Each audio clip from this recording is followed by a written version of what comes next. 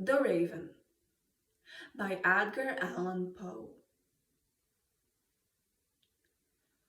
Once upon a midnight dreary, while I pondered, weak and weary, over many a quiet and curious volume of forgotten lore, while I nodded, nearly napping, suddenly there came a tapping, as of someone gently rapping at my chamber door.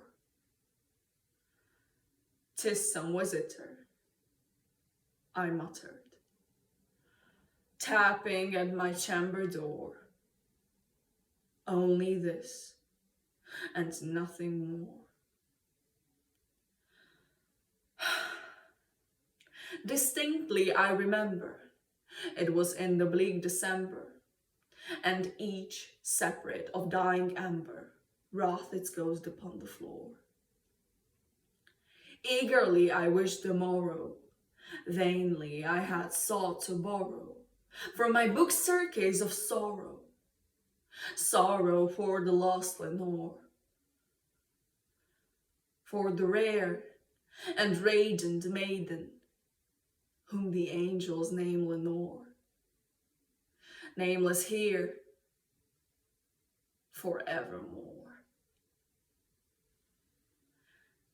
Deep into that darkness peering, long I stood there, wondering, fearing, doubting, dreaming dreams no mortal ever dared to dream before.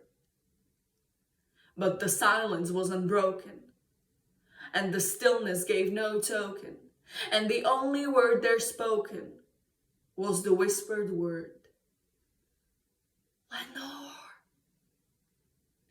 This I whispered, and an echo murmured back the word,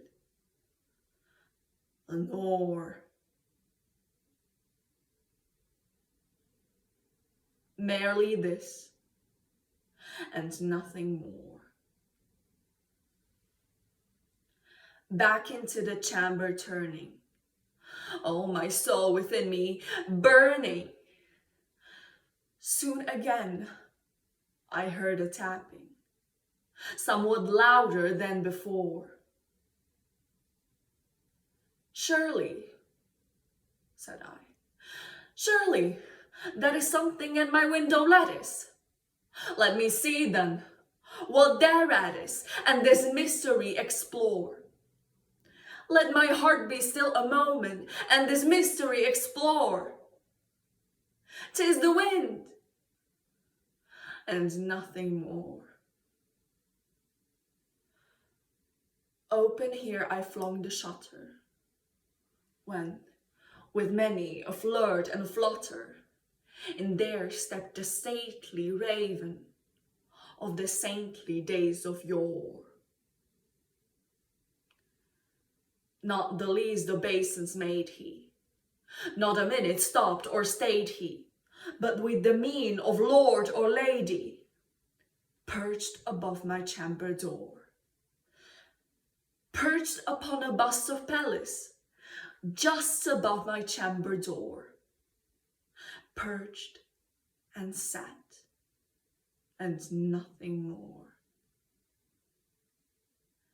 Then this ebony bird beguiling my sad fancy into smiling, by the grave and stern decorum of the countenance it wore.